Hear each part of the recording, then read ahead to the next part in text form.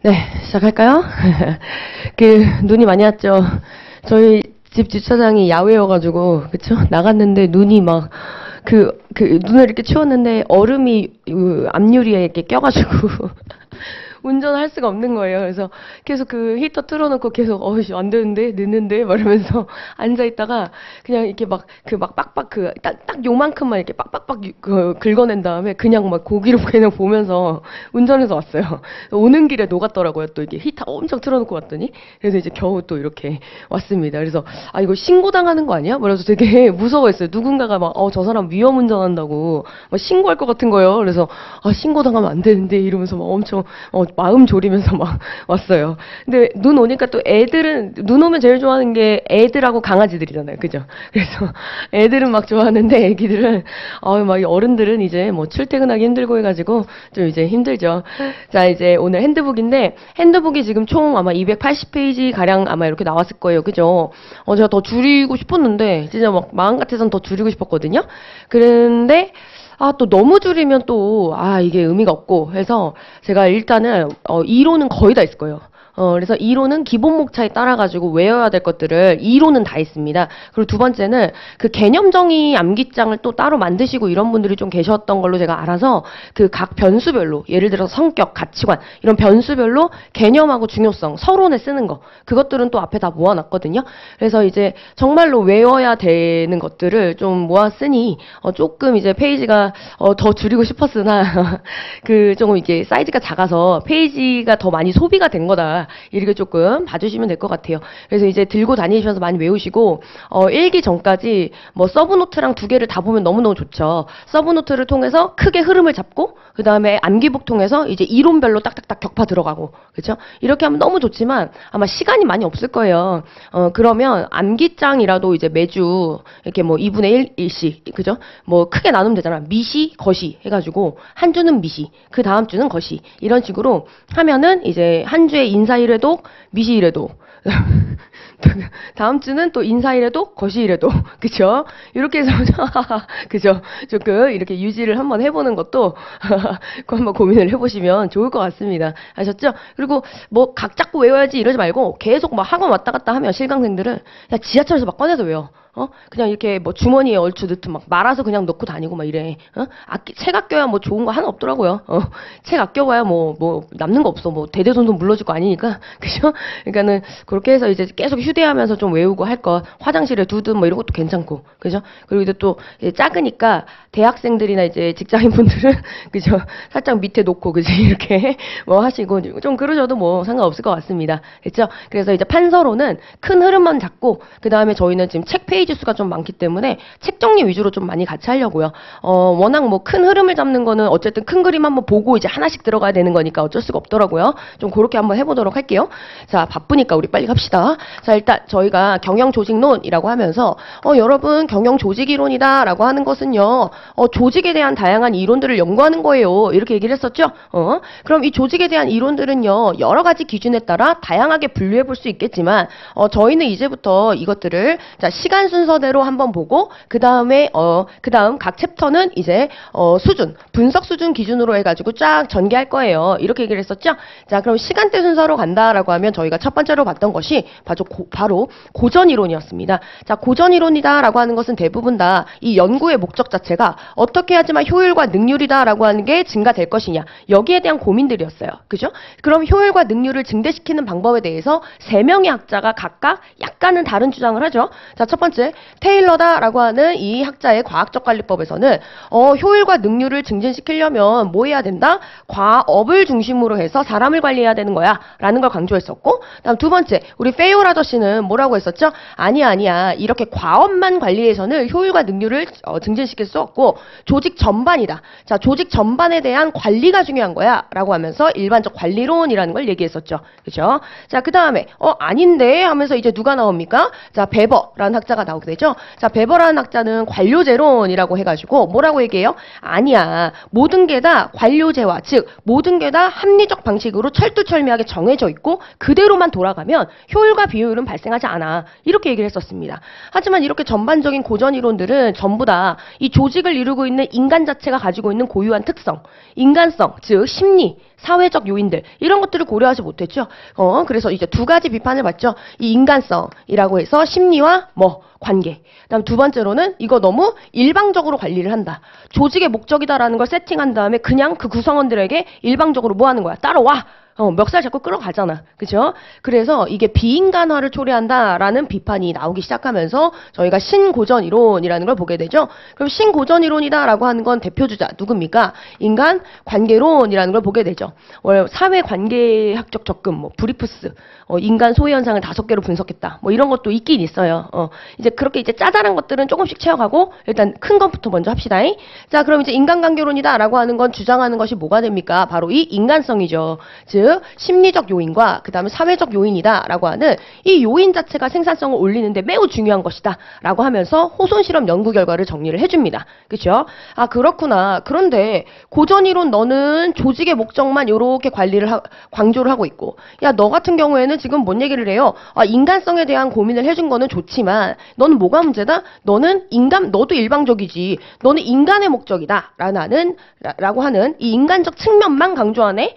그래서 얘는 뭐예요? 아 너는 조직 이론인데 왜 조직의 목적에 대한 이야기는 없고 인간 얘기만 있니? 라고 하면서 얘도 인간 없는 조직 이론이다 라는 비판을 받잖아요. 아 조직 없는 인간 이론이죠. 자 그래서 이제 세 번째 누가 나옵니까? 아부지 등판하죠. 자 버나드다 라고 한 학자가 통합 이론이다 라고 하는 걸 통해서 뭐라고 얘기합니까? 야 조직이다 라고 하는 걸 통해서 뭐 해야 돼요? 이 조직의 목적과 개인의 목적이다 라고 하는 걸 통합해야 되는 거야.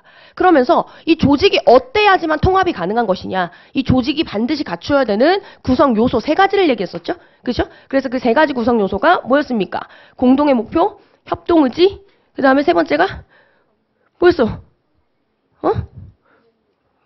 뭐지? 커뮤니케이션, 그죠? 해가지고 이거를 통해서 자꾸 조직과 개인이다라고 하는 거의 목적을 통합을 시켜야 된다. 그런데 근본적으로 양자의 목적은 계속 어긋나려는 속성이 있기 때문에 이 조직 자체를 유지하기 위해서는 양자 목적이 자체한 균형을 맞춰야 되는 거다. 그럼 균형을 유지하기 위해서는 2가지 방식이 있었잖아요. 자, 내부적 균형이다라고 해서 개인의 공헌과 그 다음에 그에 따른 보상 자체의 균형을 맞춰야 된다. 그다음 두 번째는 외부적 균형이다라고 해서 조직 자체와 환경의 균형이 맞춰야 되는 거야. 이렇게 얘기를 했던 게 바로 버나드 통합이론이었습니다. 자, 그럼 이 이후로부터는 이제 어떤 관점이 들어온다 그랬죠? 이제부터 자 조직 자체가 살아있는 유기체다라는 생각을 하고 이 조직이 어떻게 환경으로부터 영향을 받느냐 개방적 관점이 들어오면서 이제 어떤 게 나와요? 대표주자 시스템 이론이라는 게 나오게 되고, 그럼 시스템은 이제부터 조직을 하나의 살아있는 유기체로 보니까 2가지 주장하죠. 자, 얘는 살아있는 유기체야. 그래서 여러 가지 하위 요소들이 긴밀하게 연결돼서 마치 하나의 생물체처럼 되는 거야. 이렇게 얘기한단 말이죠. 그래서 첫 번째로 저희가 주장하는 게 바로 뭐야? 하위 시스템이다. 이런 얘기를 하는 거고, 다음 두 번째로 주장하는 게 뭐가 돼요? 생명체이기 때문에 환경으로부터 영향을 받는다. 그래서 얘는 환경으로부터 어떻게 영향을 받고 있는지 그 자체를 또 분석을 해줍니다. 그래서 이 2가지 측면에 대한 이야기를 하고 있어요. 자, 근데 이제 아마 공부 좀 하고 오신 분들은 카츠 모형에 보면, 그죠? 카츠가 조직 이론을 4가지로 나누잖아. 1유형, 2유형, 3유형, 4유형. 거기 보면 인간관계론, 2유형에 해당하는 이론들이 시스템적 관점이다. 이렇게 써 있지 않아요? 잘 기억이 안 나. 그치? 본 적이 없는 것 같아. 그죠? 자, 그래서 이유형에 보면 인간관계론이 시스템적 관점이다. 이런 말이 나와 있어요. 그게 무슨 말이냐? 보통 시스템적 관점이다라고 하면 이 2내용 중에 2내용을 이야기하는 거거든요. 그럼 하위 시스템으로 본다는 건 조직 자체가 이제 다양한 하위 요소로 이루어져 있다는 거지. 그럼 인간관계론은 지금 어떻습니까? 자, 다양한 심리, 다양한 관계. 그치? 그러니까 각각의 구성원이 각각의 심리 상태가 다를 거 아니야. 근데 이렇게 각각의 심리 상태가 다른 사람들이 모여져 있는 거야? 긴밀하게 연결돼서 하나의 조직이 돼 있는 거죠. 그래서 이건 하위 시스템과 비슷한 관점을 갖고 있어요. 그래서 그 스칸 모형 보면 이유형의 인간관계론이 시스템적 관점이다 이렇게 써 있는 게 바로 저 하위 시스템적인 그 관점을 얘기를 했던 거야. 하지만 얘는 개방 시스템에 대한 관점은 있다 없다? 없어서 그건 시스템 이론하고는 완전 달라. 시스템 이론은 여기까지 얘기를 해줘야 돼. 여기까지 얘기를 해줘야 되고, 그리고 이건 어떤 또 컨셉이라 그랬어? 환경이 바뀌면 뭐다? 조직이 따라 바뀌는 거야 라고 하면서 이런 적응적 관점이 들어와야 돼요. 여기서부터는. 그렇지? 단순히 이것만 있다고 해서 시스템 이론이 아니야. 이것만 있다고 해서 개방적 관점이 아니야. 알겠죠? 그러니까 그건 좀 오해하지 말 것. 근데 이 시스템 이론도 문제가 좀 있었다. 어떤 문제가 있었습니까? 너무 추상적이다. 그죠? 투입, 변환, 산출, 그에 따른 뭐 순환 과정. 이걸 통해서 계속적으로 환경과 상호작용하는 거 알겠는데, 근데 투입이 뭐야? 산출이 뭐야? 변환이 뭐야?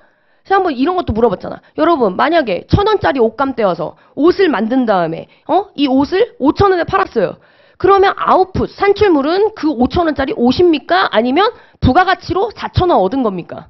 모르겠다고 했잖아. 그렇죠? 그래서 얘는 이론 자체가 너무 추상적이라서 야, 안 되겠다. 모든 상황별로 적합한 조직구조 설계 방안과 적합한 관리 방안에 대해서 내가 다 시나리오 알려줄게. 그죠? 하는 상황 이론이 나오게 되는 이게 이제 기본적인 흐름이 되는 겁니다. 됐죠?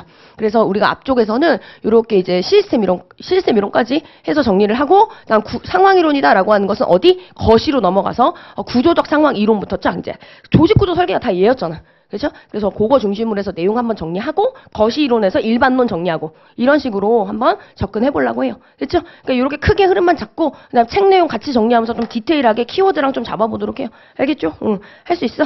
응. 그 기쁜 소식이자 아주 안타까운 소식이거나 기쁜 소식이거나 아니면 좀 그럴 수 있는 소식이 제가 오늘 4시 한 15분쯤에 끝내야 될 것 같거든요. 그래서 저희 그 단체가 이번에 그 돈 이제 모은 거, 그죠? 다 드려야 되는데, 오늘밖에 그 수녀님이 시간이 안 된다 하셔가지고, 어쩔 수 없이 저희 겨우겨우 이제, 근데 다행히 구로더라고요. 착한 목자 수녀 센터라고, 그죠? 그 수녀님들 중에서도 그런 활동하시는 그 단체가 있으세요. 그래가지고, 착한 목자 센터 다행히 구로인 거예요. 그래서 한 15분쯤 나가면 딱 맞춰서 5시에 갈 수 있지 않을까. 그래도, 그지, 어른이신데 좀 그래도 한 5분, 10분 전은 가야 될 거 아니에요. 그죠? 건방지게 막, 그지? 5시 5분에 도착해서, 수녀님 죄송합니다. 막 이럴 수 없잖아요. 그죠? 그래가지고, 제가 15분쯤에 좀 나가야 될 것 같거든요. 그래서 오늘 조금, 그러면 1시간 정도 일찍 끝나는 거예요. 그래서 제가 내일 또 잘 메꾸겠습니다. 잘 메꾸고 할 테니까, 여러분, 그죠? 그지? 조삼모사야. 오늘 일찍 끝나서 좋아해도 어차피 내일 늦게 끝나고, 그죠? 다 인생이 그러하다. 자, 그래서 좀 그렇게 좀 하려고요. 그래서, 거기서 외국인 여성분들 중에서 말씀드렸나? 외국인 여성분들 중에서 이제 한국에서 결혼하려 오셨다가 아기도 다 낳고 했는데 이제 갑자기 그 남자분이 내 애 아니다. 막 이러면서 막 이제 막 그렇게 뭐 양육비도 안 주고 또 이런 일들이 되게 많더라고요. 그래서 이제 그런 분들 이제 하나 이렇게 해주고 지원 들어가고 또 하나는 이제 거기 미혼모 청소년 목이 메어. 자, 청소년 미혼모분들 직업학교가 있어요. 그 천주교 재단에서 하는. 그래서 이제 거기서 이제 직업학교에서 잘 열심히 배우지 미용이든 뭐든 이렇게 배우고 그 다음에 이제 자립을 해야 돼요. 그래서 이제 부근에 집 얻어서 애기랑 이제 둘이 독립을 해요. 근데 이번에 독립하는 친구 하나 있어요. 그래가지고 그 친구 이제 집이랑 뭐 이렇게 좀 정리 좀 하고 애기도 이렇게 뭐 하고 그래서 이제 취업도 혹시 도와줄 수 있는 게 있는지 좀 확인해봐서 이제 내년에는 취업을 좀 많이 도와주고 좀 이렇게 하기로 해서 좀 돈을 알차게 쓰게 됐어요. 그래서 기범쌤이 기부도 해주신다 한 거고. 그죠? 응. 그래서 이제 좀 잘 된 것 같죠? 그래서 노무사 준비시키고 싶어, 나는. 근데 너무 이제 시험이 만만치가 않으니까, 그죠? 그래서 그게 너무 안타까운 거예요. 그래서, 노무사 시험 공부 시키고 싶다고 막 그랬는데, 아무튼 또 가서 얘기해봐야죠. 여러 가지 또 의논해봐야지. 자, 그럼 이제 저희가 하나씩 볼까요? 자, 거기 어딨나요? 3페이지죠? 자, 테일러의 과학적 관리법이라고 나와 있습니다. 너무 쉽다, 이런 거는. 그죠? 우리가 인사 때도 했고, 그래서 그냥 후다닥 빨리 봐야겠다. 그래서 기억하시죠? 무조건 이제 답안지에 써야 될 것들만 딱딱 해놨습니다. 자, 개요다라고 하면 이제 두 가지였어. 대두 배경이나 아니면 전제 조건 아니면 가정 이런 게 들어갈 거다고 했고 두 번째 문장은 핵심 주장이에요. 핵심 주장. 그죠? 무조건 이렇게 다 맞췄어요. 자, 그리고 이론이기 때문에 당연히 개요 내용 평가. 됐죠? 개요 내용 평가 아니면 시사점 필요하면 시사점 넣어놓고 이렇게 해서 정말 기본 목차에 맞춰가지고 진짜 딱 답안에 무조건 써야 되는 애들은 다 모아놨어. 알겠죠? 그러니까는 진짜 암기장이에요. 그러니까 요거를 토대로 해서 이제 자꾸 이해한 걸 붙여야지 이렇게 좀 생각하시고 브릿지를 뭐 넣어야지 뭐 해야지 뭐 이런 거를 이제 많이 고민해 보시면 되겠습니다. 자, 이제 첫 번째 뭡니까? 이거 표류 경영, 주먹구구식 경영 이거 얘기했었죠? 관리에 기준이 없다. 기준이 없는 상태로 자꾸 사람 관리를 하니까 어떻게 된다? 비효율이 야기가 되더라. 그래서 저희가 어떻게 했습니까? 사람을 관리할 때는 과업이다라고 하는 걸 기준으로 관리해야 돼. 그래서 과업 중심 관리라는 것을 주장했었어요. 자, 그럼 이제 내용으로 야, 과업 중심 관리가 대체 뭘 말하는 거야? 총 4가지를 세부 내용으로 설명을 해주죠. 자, 첫 번째, 과학적 과업 관리부터 해야 돼. 즉, 요 과업부터 정리를 해야 된다는 거야. 그래서 표준화라는 게 들어옵니다. 자, 표준화 쓸 때는 저희가 어떻게 했어요? 시간 및 동작 연구를 한다. 그래서 동작 연구 결과로 표준 작업 방식. 그 다음 시간 연구 결과로 표준 작업 시간. 그래서 이걸 두 가지를 도출을 하고 보통 여기까지만 써있지. 근데 매끄럽게 뭐라고? 이걸 사람관리 기준으로 삼는다. 이렇게까지 마무리를 좀 해주세요. 자, 그럼 이제부터 뭐가 가능해진다 그랬어요? 아, 표준 작업 방식이다 라고 하는 게 있으면 이제 그 작업 행동을 가장 잘하기 위해서 요구되는 자격이 나온다 그랬지. 삽질 기억날 거예요. 삽질 이렇게 해야 돼 라고 정해져 있으면 최소한 팔에 완력은 있는 사람이 요구되는구나. 그치? 그래서 이제 뭐합니까? 해당 과업에 적합한 사람을 선별할 수 있게 돼요. 뭐 연필로 살짝 쓴다 하면 뭐 이걸 통해서 뭐 하는 거다? 요구되는 자격이 나오니까. 그죠? 그래서 이제 이걸 기준으로 뭐 하는 거야? 사람을 뽑는구나. 그래서 이제 착한 애 뽑는 게 아니라 이 과업에 적합한 사람을 뽑기 시작하는구나. 이런 얘기 했었죠. 요구되는 자격을 기준으로 해서. 자, 그 다음 또 뭐가 있습니까? 이제 이 표준 작업 방식이라는 게 나오게 되니까, 자, 교육훈련이라는 것을 과업 수행을 위해서 요구되는 교육훈련으로 한정해서 실시할 수 있게 돼요. 불필요한 교육훈련 이루어지지 않습니다. 자, 그 다음에 세 번째 한번 가볼까요? 자, 이제 이렇게 표준 작업 방식, 내가 정해준 방식으로 이 시간 동안 일하면 하루에 야, 이 정도는 만들지 라고 하는 표준 과업량 계산이 된다 그랬죠? 그래서 이 표준 과업량 기준으로 해서 이제 임률이 두 가지로 운영이 됩니다. 됐죠? 자, 그러면 이거는 어떤 원리라 그랬어요? 경제적 보상을 이용한 동기부여 원리이다 라고 얘기를 했었어요. 자, 그러면 세 번째 기능식 직장대도 얘는 뭘 말한다고 했죠? 기능식 조직구조랑 다르다 이런 얘기 했던 거 기억나죠? 기능식 조직구조는 말 그대로 진짜 구조예요. 근데 얘는 뭐라고? 관리 감독 방법이에요. 사람 관리 감독 방법입니다. 자, 그럼 사람을 관리하고 감독한다? 어떻게 관리하고 감독하느냐? 자, 철저하게 나누어서 관리 감독하지. 가로로 세로로. 그쵸? 자, 일단 첫 번째. 책임과 실행이다. 완전히 분리? 그렇구나. 그래서 이제 책임은 의사결정이라 했어요. 자, 의사결정은 전부 관리자가 내리는 거고 그 다음에 그 아래에 있는 종업원들은 뭐만 하는 거다? 시키는 대로 실행만 하는 거다 라고 해서 자, 이렇게 완전히 실행과 그 다음에 책임, 결정이다 라고 하는 것을 분리를 해버리고 또 두 번째 뭐합니까? 또 아무나 결정 못 내려. 해당 분야의 전문가만 그 영역에 있어서 결정을 내리는 거야 라고 해서 전문관리자 들어오게 되죠. 이렇게 되면 결정 실행이다 라고 하는 위계구조가 최소한 복수 2개 이상 나오게 되는 거다 라고 하면서 결과 복수의 위계구조라는 것이 나타나게 된다 이렇게 얘기했었어요. 어때요? 두 번 보니까 이제 거의 외웠죠. 그죠? 자, 그럼 이제 공원점. 얘는 정말로 이렇게 하니까 생산성 올라가고 능률도 올라가는 거예요. 그죠? 그리고 또 어때요? 이게 바로 과업을 중심으로 사람 관리를 한다? 직무 중심 인사 관리의 기초 토대를 마련한 이론이 됩니다. 근데 문제점이 심각했죠. 어떤 문제점이 있었어요? 이건 공장 내부 합리화에 불과하다? 무슨 말이에요? 큰 조직에서 생산 라인만 잘 바꾸면 뭐하냐? 여기만 잘 만든다고 해서 비효율이 완전히 제거되는 거 아니야? 그치? 이거 왜 쓴다 그랬어? 페이올로 연결하려고. 그쵸? 그래서 페이올은 조직 전체를 관리해야 된다는 얘기를 하잖아요. 그쵸? 다음 두 번째, 비인간화 너무 잘할 거고 일방적인 관리를 한다? 이거 무슨 말이야? 일방적 관리를 한다는 건 오로지 조직 목적만 고려한다는 거예요. 오로지 조직 목적만 고려하니까 문학적 감성, 인간 없는 조직 이론이다. 그치? 문학 감성이잖아 이 표현. 그죠? 조직 목적만 고려하고 인간의 목적은 고려를 안 해줬어. 자, 그래서 이제 인간관계론으로 갑니다. 자, 그럼 두 번째 고전 이론으로 페이올 나왔습니다. 자, 페이올은 대두 배경 뭡니까? 경험으로 전 한번 잡아봤고요. 선생님 저는 경험 말고 그냥 테일러랑 연결할래요. 그럼 뭘로 연결할 수 있다 그랬지? 얘요. 테일러는 공장 내부 합리화에 불과하다. 그래서 지나치게 미시적이다.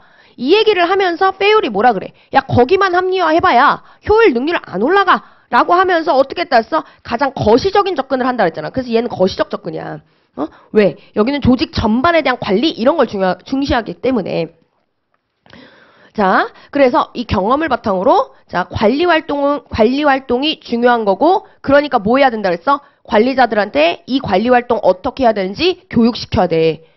이거를 절감하면서 뭘 강조? 관리 활동 중요해. 중요성. 그래서 이 관리 어떻게 해야 되는지 일반 원칙도 제시해 줬잖아요. 그렇죠? 자, 그럼 일단 첫 번째로 설명해야 되는 내용 얘죠. 그럼 관리 활동이다라고 하는 건 이제 뭐 해보자? 자, 뽑아내 보자. 한 상위 위 카테고리에서 뽑아내 보자. 그래서 일단 첫 번째. 자, 경영 활동을 내가 일단 분석해 줄게. 자, 경영 활동은 총 6가지 활동이 있어. 기상, 일어나, 재 보러, 뭐하자, 회관에 가자. 그쵸? 이 정도 외웠어, 그지? 자, 근데 늘 얘기했죠? 두 문자만 외우면 안 된다고? 두 문자 중심으로 장명하면 안 된다 했어, 분명히. 자. 자, 그래서 기상제보회관이라는 게 있는데 이 중에서 관리 기능이다라고 하는 건 사람 대상으로 하는 거고 나머지는 다 물적 자원 대상으로 하는 거다. 그래서 관리 활동을 더 강조하는 거예요.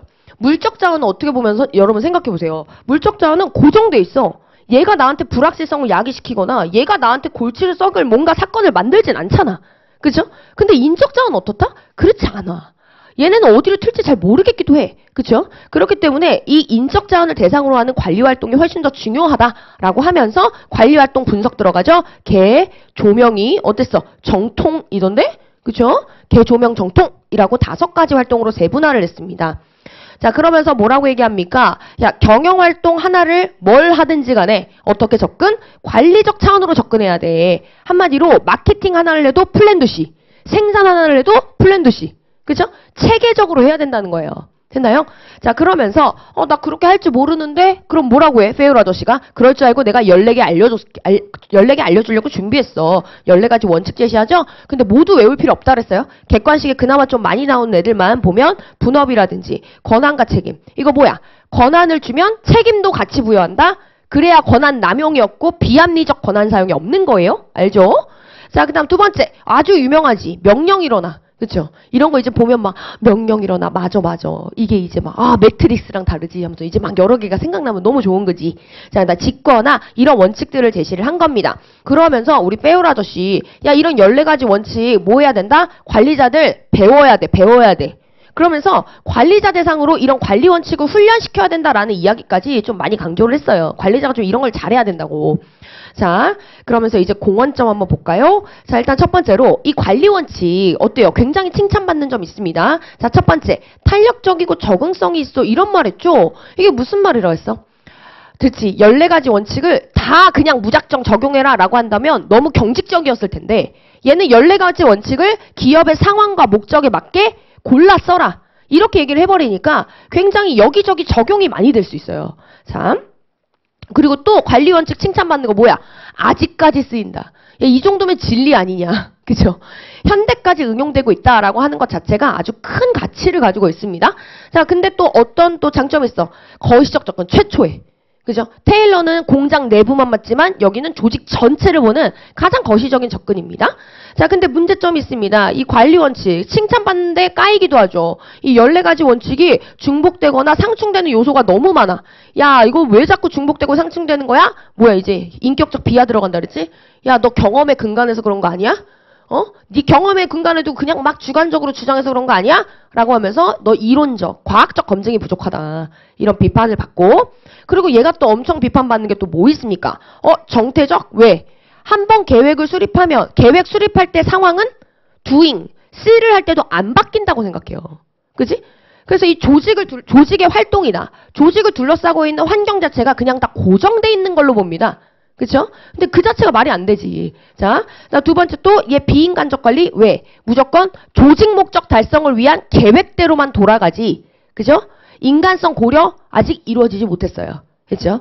조직의 목적을 달성하기 위한 계획대로만 돌아간다. 그치? 그래서 아직 인간성 고려하지 못했다. 이런 얘기 했습니다. 자, 그럼 이제 3번째 이론 한번 가볼까요? 바로 베버의 관료제론입니다. 그럼 관료제론도 자, 일단 첫 번째, 자, 여기는 대두 배경이 뭐였었어요? 권한의 유형을 3개로 나눴었다. 기억하세요? 그래서 권한의 유형을 전통적, 카리스마, 합법적 이렇게 나눴는데, 자, 한번 우리 썰 풀어볼까? 자, 카리스마적 권한과 그 다음 전통적 권한이 비합리적이라고 비판했어. 왜 비판했지? 야, 너네 너무 비합리적이야. 비판. 2가지 이유 기억나요? 자, 첫 번째는, 그치? 첫 번째는 뭐 했어? 관리의 일관성이 없다. 관리의 일관성이 없어. 그러니까 얘기했잖아. 어느 날 왕이 기분 좋으면, 그지? 도둑질해도 봐주고. 그죠? 왕이 기분 들어오면 바로 사형. 뭐 이런 거 얘기했잖아. 그럼 대체 도둑질은 나쁜 짓이냐? 그래, 봐줄 수 있는 짓이냐? 알 수가 없어. 그러니까 이제 어떻게 된다? 이로 인해서 바람직한 행동이 무엇인지 피지배자들도 모르겠는 거야. 바람직한 행동 자체가 무엇인지를 알려주지 못해요. 이러면 스스로 이쁜 짓을 하고 싶어도 못해. 그죠? 자, 그 다음 2번째. 그래서 너는 너무 비합리적이야? 그래서 합법적 권한에 의해서 지배를 하는 게 가장 합리적이야. 이렇게 얘기를 했죠? 합법적 권한이 뭔데? 물어보니까 뭐야? 이거 전부 다 규정, 규칙, 그치? 규정, 규칙, 계약. 그죠? 아니면 직위, 이런 것으로부터, 직위 등으로부터 나오는 뭐다? 권한 행사를 말하는 거였어요. 그래서 정해진 대로, 정해진 사람이, 그죠? 권한을 행사하겠다는 거야. 일관성 있게. 자, 그래서 이런 합법적 권한의 기초를 둔, 조직구조라는 것을 바로 저희가 관료제 조직구조라고 얘기를 하는 겁니다. 됐죠? 자, 그러면 관료제 조직구조는 어떤 특징이 있는가라고 하면서 저희가 특징, 이거 모의고사도 봤었죠? 이 목차 암기 잘 했나요? 그죠? 그러면서 막 이렇게 했던 거 기억나? 규정과 규칙으로 다 정해준 대로만 해야 돼? 아, 근데 뭘 정하지? 누가 무슨 일 할지? 누가 얼만큼 책임이 있는지? 뭐 이런 식으로 막 외웠던 거 기억하세요? 자, 갑시다. 첫 번째 공식화. 자, 공식화 엄청나게, 그 공식화 이제 개념적에 쓸 수 있을 것 같은데? 조직구조 배웠잖아. 공식화 뭐야? 개념적인. 전제 조건 일단, 단순 반복적. 단순 반복적 과업을 대상으로 뭐 하는 거다? 그치. 미리 작업 수행, 절차, 방식을 정해놓고, 절차, 방식을 정하고, 그 다음 뭐 한다 이걸? 준수시키는 게 공식화라 그랬죠? 그쵸? 그래서 여기는 규칙과 절차로 미리 다 정해놓고, 그대로만 다 하게 만든다. 그쵸? 이렇게 얘기를 합니다. 됐죠? 그럼 이제 요 아래는 뭐 쓰자? 왜 그렇게 하는 거야? 왜 그런 특징 나와? 이걸 쓰자 그랬죠? 자, 이렇게 하면 어떤 문제가 해결된다? 관리자의 주관적 판단에 의한 의사결정? 주관적 판단이면 막 이랬다 저랬다 난리나. 그래서 조직의 불안정 문제가 발생하는 걸 최소화시킬 수가 있다. 다음 두 번째, 과업의 분업화라고 돼 있어요. 분업 모를 리 없다. 이제 이것도 개념적으로 쓸 수 있죠. 분업화 뭐예요? 한 작업자가 담당하는 과업의 수를 축소시키는 것, 그지? 이제 다 쓴다니까, 조직구조 설계하고 오니까. 그죠? 저는 그냥 여러분, 이렇게만 필기해 놓을게요. 축소. 자, 그럼 이거는 왜 하는 거야? 왜요? 이거는, 자, 우수한 기술과 전문성을 가진 전문인을 양성하려고 그러는 거야. 우리 구성원들이 전문인이 돼 있으면 두 번째 줄 뭐가 올라간다? 능률이 올라가거든. 됐죠? 자, 그럼 이제 권한의 계층화다라고 하는 건 개념정의 여기 제가 첫 번째 땡에 실어놨네요. 자, 조직의 계층에 따라 무엇과 무엇을 다 정해놓는다? 책임과 권한을 다 정해놔. 그래서 이제 관리자라고 해서 무한대의 권한을 행사할 수 없습니다. 그쵸? 정해진 권한만 행사할 거야? 왜 이렇게 해놓는다? 권한 남용, 임의성 문제 없앨라고. 다음 네 번째, 조직관리의 비개인화다? 이건 대체 뭐냐? 자, 여기는, 자, 첫 번째 줄 끝에 보세요. 자, 구성원들을 대할 때 공식적인 과업 수행에 국한해서 이 구성원들과 관계를 형성한다는 거야. 그치? 자, 이게 무슨 말이에요? 좀 더 상세히 얘기해 줄 수 없어요? 오케이. 자, 관리자들이 그런 개인적인 능력, 특성, 기회 등을 이용해서 관리하는 거 못하게 하겠다는 거다. 그죠? 왜? 이 관리자가 떠나고 나면 다른 관리자가 왔을 때 관리 스타일이 바뀔 거 아니야, 그럼. 그래서 뭐 때문에? 지속적 안정을 유지하려면 관리자도 정해진 대로만 관리하는 게 맞는 거다. 됐죠? 자, 그럼 이제 문서화의 원리. 자, 얘는 뭐 하겠다? 의사소통. 전부 다 서류로 보고 결제. 그죠? 자, 두 번째, 책임 소재. 이 두 가지를 명확하게 하기 위해서이다. 그리고 두 번째는 또 뭐가 있어요? 의사결정 자체도 공식화 시켜 놓으려는 것이다. 라고 해서, 자, 이렇게 두 가지 보시고. 평생 고용계약 이거 왜 한다 그랬죠? 평생 고용계약은 정년 보장하겠다는 거 아니야. 정년 보장하는 이유는 당연히 뭐겠습니까? 내가 너 정년 보장 해줄 테니까 조직 정치하고 뭐하고 그런 거 하지 마. 그냥 정해준 대로 열심히 일만 해. 자, 성실한 직무 수행, 그리고 기술적 능력 발휘 유도하려고. 열심히 일만 해, 그냥. 이거예요. 됐죠? 자, 여기서 이제 쓸 수 있다잉. 자, 그럼 이제 공헌점. 표준화 시켜놓으니까 어때요? 정해준 대로만 딱딱해. 근데 그냥 아무거나 정해놔? 가장 효율적인 방식을 정해놨잖아. 그래서 능률 증가라는 결과가 나타나게 되고요. 다음 두 번째, 규정규칙으로 이제 어떻게 했어? 규정규칙이다라는 걸 이용해서 관리하니까 공정성과 통일성이라는 게 또 확보가 됩니다. 자, 또 세 번째, 권한계층이다라고 하는 걸 이렇게 계층별로 세분화시켰죠. 그치? 수직적 분화 이렇게 다 해놓고 권한을 계층별로 다 쪼개놨잖아. 한 사람이 무한대의 권한이 있는 게 아니에요. 그렇게 하니까 어떻게 된다? 이에 따른 책임 자체를 파악하는 게 너무 이제 쉬워졌어. 또 세 번째, 대규모 조직. 자, 운영과 관리에 효과적인 원리를 제공한다. 또 안정적이거나 아니면 또 인간적 요소가 중요하지 않은 조직. 인간적 요소라는 것이 중요하지 않은 조직에서는 오히려 효율과 능률이 올라가더라. 라고 해서 좀 더 많이 좀 추가해 놨습니다. 자, 문제점은 없느냐? 있죠. 형식주의, 문서주의. 그러니까 이게 지금 효율과 능률을 극대화시키려고 규정규칙, 문서화 이런 걸 도입을 했는데 오히려 뭐를 더 치중해? 규정규칙 준수나 문서화에만 더 많은 노력을 쏟죠. 그러니까 형식주의나 문서주의가 지배해버리고, 자, 그 다음에 또 볼까? 또, 그러니까 또, 어때요? 정해진 대로만 계속 반복적으로 했었는데, 변화하자라고 하면 뭐합니까? 전부 다. 여기에 대해 저항해요. 다음 두 번째, 책임 회피나 책임 분산이 일어날 수 있다라고 되어 있죠? 이건 뭐예요, 선생님? 앞에서는 책임을 명확히 할 수 있다면서요. 그쵸? 책임을 지나치게 명확하게 물어버리니까 오히려 책임을 안 지기 위해서 뭐합니까? 아예 업무 자체를 뭐해? 피하잖아. 예를 들어 우리 조직정치에서 그거 봤어요? 방어적 행동? 뭐 한다 그래? 그건 제 일이 아니에요. 규정에 보면 그건 제 일 아니에요. 그치? 그런 방어적 행동을 한다는 뜻으로 보시면 돼요. 왜냐면 가끔 이거 보면 물어보시거든요. 진짜. 책임의 명확하라고 써있는데 특징에 왜 여기는 책임 회피라고 써있어요? 왜 책임 분산이라 써있어요? 이걸 물어보거든. 됐죠? 자, 그 다음 또 파벌주의라고 해서 이거는 왜 파벌주의 형성됩니까? 조직 자체가 지금 변화가 없죠? 조직 변화가 없으니까 유사한 특성을 갖고 있는 사람들이 늘어나고 이렇게 유사한 특성을 갖고 있는 사람들이 파벌을 조성하여 조직 정치를 할 경우가 있다는 거야. 자, 또 뭐가 있어요? 여기 보면 또 뭐 됐고 또 여기 공공의 이익을 망각한다. 의사결정 지연 문제. 이것도 심각하죠. 의사결정 지연은 뭐 때문에 생깁니까? 계층을 엄청나게 구분했잖아. 계층을 지나치게 구분해서 그래요. 됐죠? 자, 그리고 마지막 비공식적이고 인간적인 요소들은 전혀 고려하지 않고 있다. 그래서 이 세 가지 고전 이론의 공통적인 비판점이 바로 이 지점이죠. 인간적 요소 자체를 고려하지 않는다. 자, 그래서 저희가 인간관계론으로 넘어옵니다.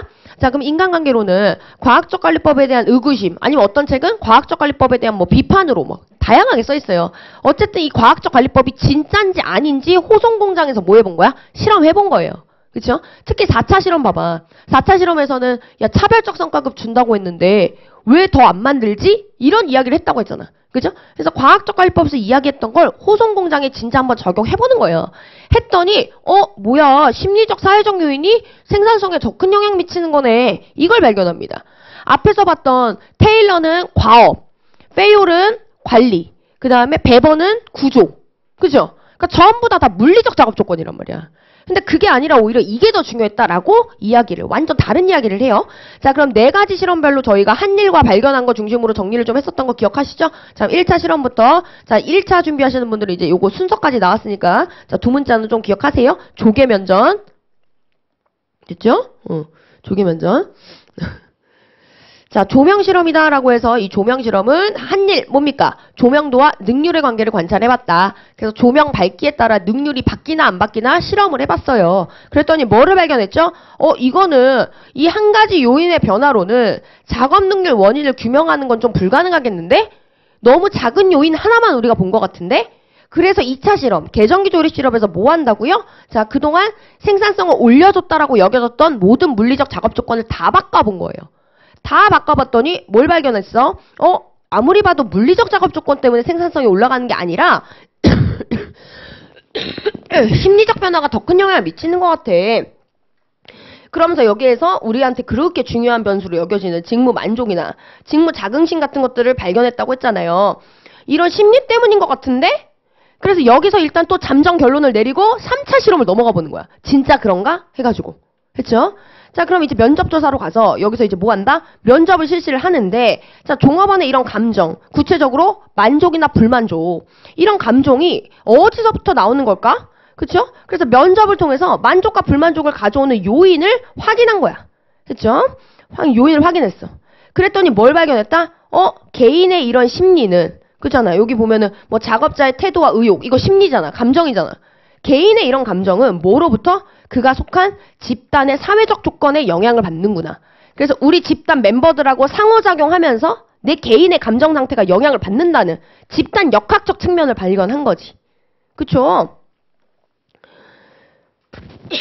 자, 그러면 마지막 4차 실험, 배전기 전선 작업실 실험 관찰. 그럼 얘는 이제 뭐가 된다? 그러면 그런 사회적 조건이 개인한테 대체 어떻게 영향을 미친다는 거야? 아니, 어떻게 상호작용을 하길래.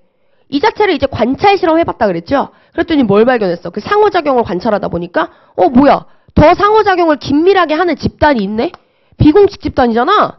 근데 걔네들이 뭔 짓을 해? 와, 공식적인 기업 정책보다 지들이 암묵적으로 합의한 행위 기준.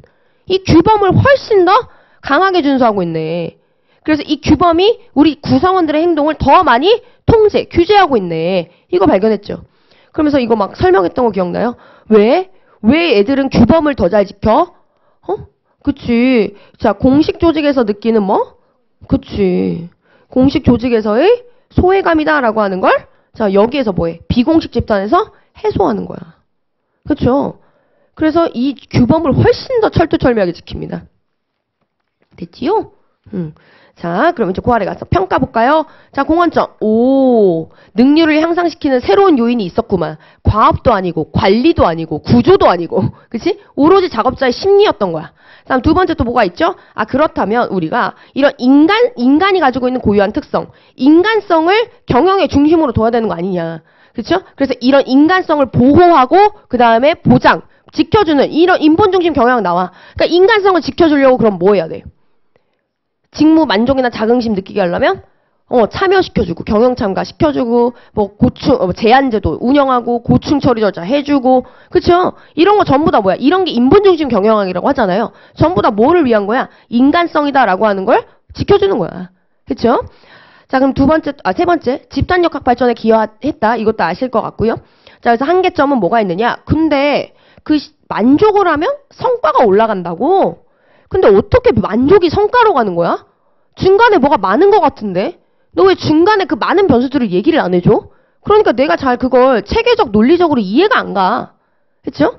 자, 그 다음 두 번째. 이렇게 하다 보면 아무도 뭐합니까? 물리적 작업조건 개선 안 해줍니다. 사탕발림 인사관리 제도로 이제 전락해버려.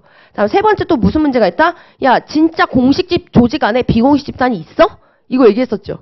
그래서 우리 막 그런 얘기 했잖아. 아니, 주말에 동료 만납니까? 막 이랬잖아요. 그죠? 그리고 회사 안에서 동료들끼리 진짜로 막, 나 이 일이 너무 싫어. 나 그 상사가 너무 싫어. 이런 얘기를 진짜 한다고요?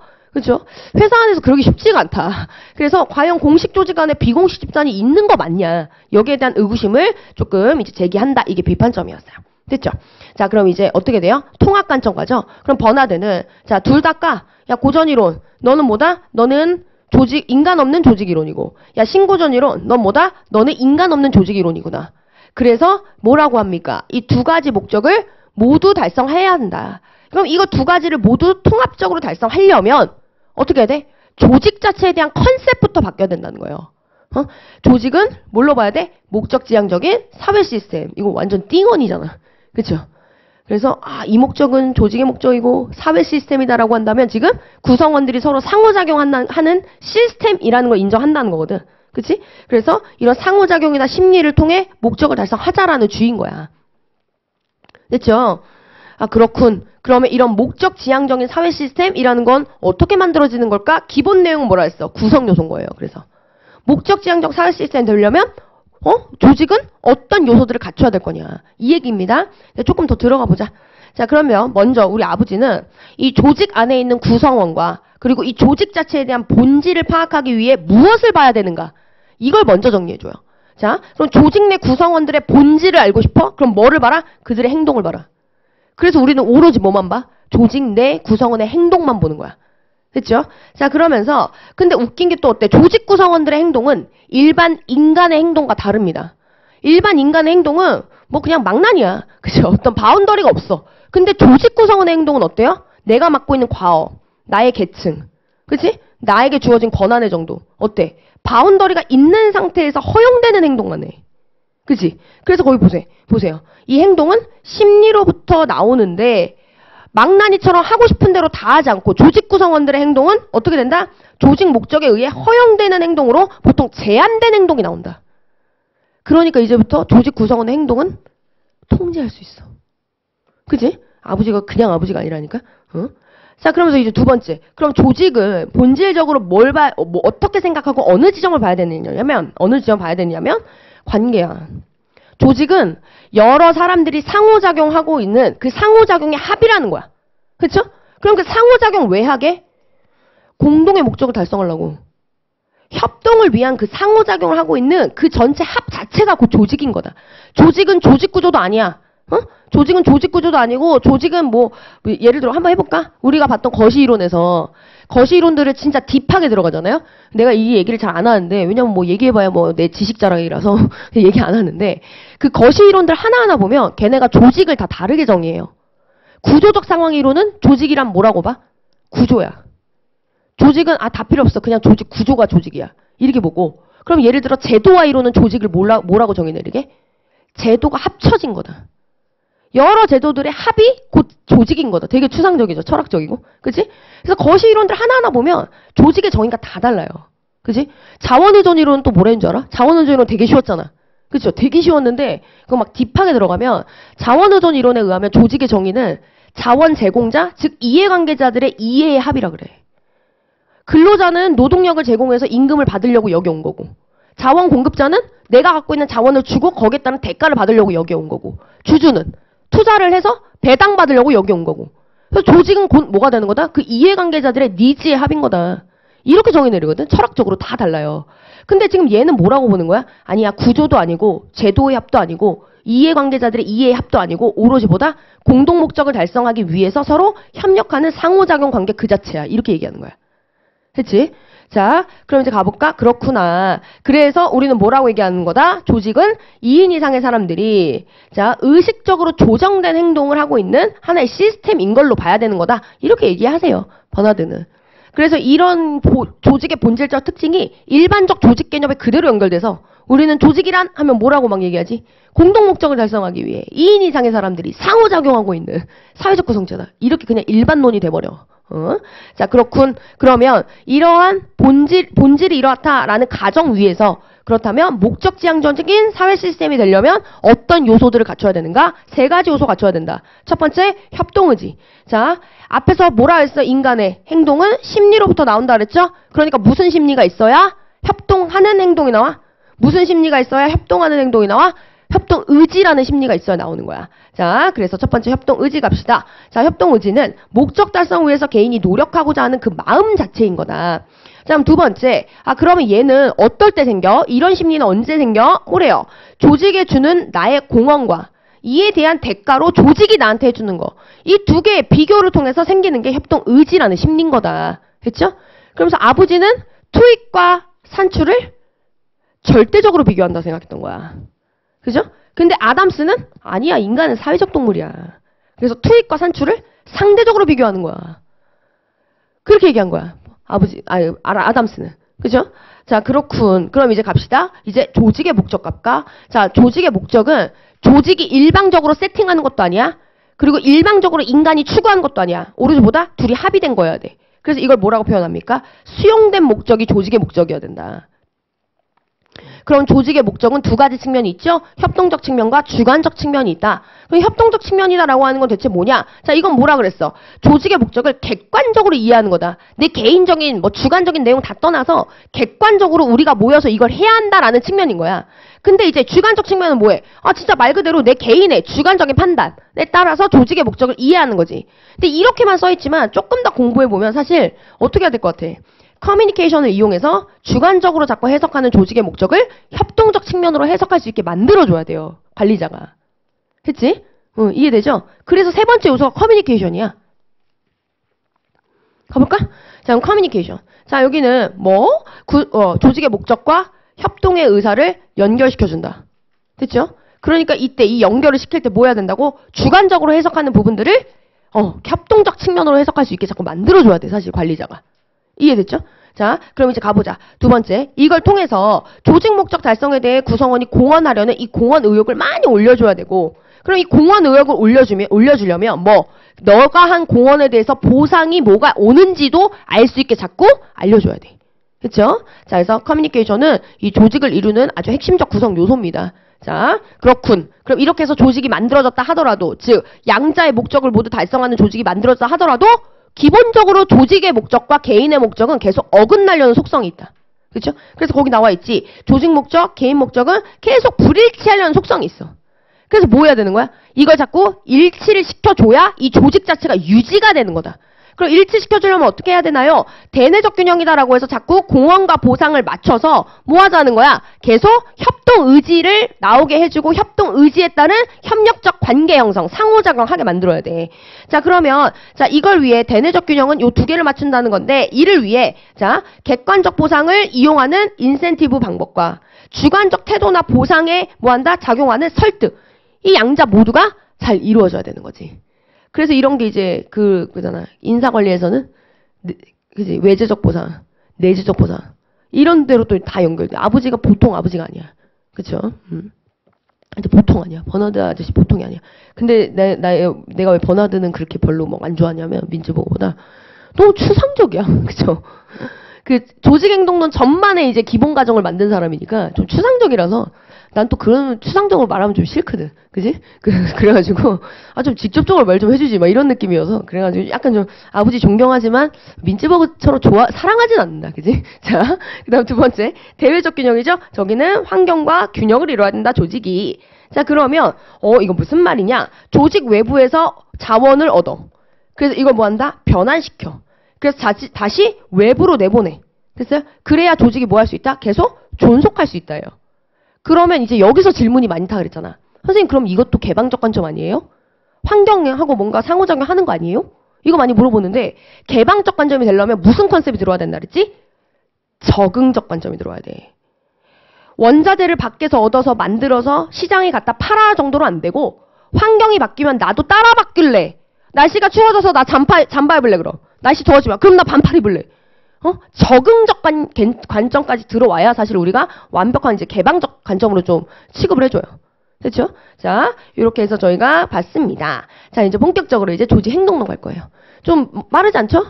그치? 이 정도면 괜찮지? 그래서 이 정도 속도를 유지를 하면서 오늘 저희 목표는 동기부여 내용 이론까지입니다. 그렇죠? 그래서 하루에 한 70페이지는 나갈까 생각하고 있어요. 인사관리도 한 딱딱 하루에 한 타임에 30페이지에서 두 타임 했으니까 60페이지씩 나갔잖아. 거의 그랬던 걸로 아는데, 그죠? 그래서 한 그 정도 이제 생각하고 있어요, 여러분. 이렇게 찬찬히 하면 할 수 있어. 그지? 그러면 괜찮. 1회독 할 수 있겠지? 3일 만에? 그죠? 그래서 꼼꼼히 다 볼 거예요. 여기서 1회독 하고 가라고. 알겠죠? 그러니까 겁먹지 마. 이걸로 경존 1회독이 됐다. 그죠? 이렇게 딱 생각하고 이제 주말부터 노동법 행정하세요. 뭐 기범쌤 특강 들으시는 분들은 1회독 하고 오라고 하셨다면서요. 노동법. 두껍잖아. 그지? 그러니까는 다음 주 내내 열심히 봐야 한다. 알겠죠? 10분 쉴게요, 여러분. 응? 질문 있으면 와요.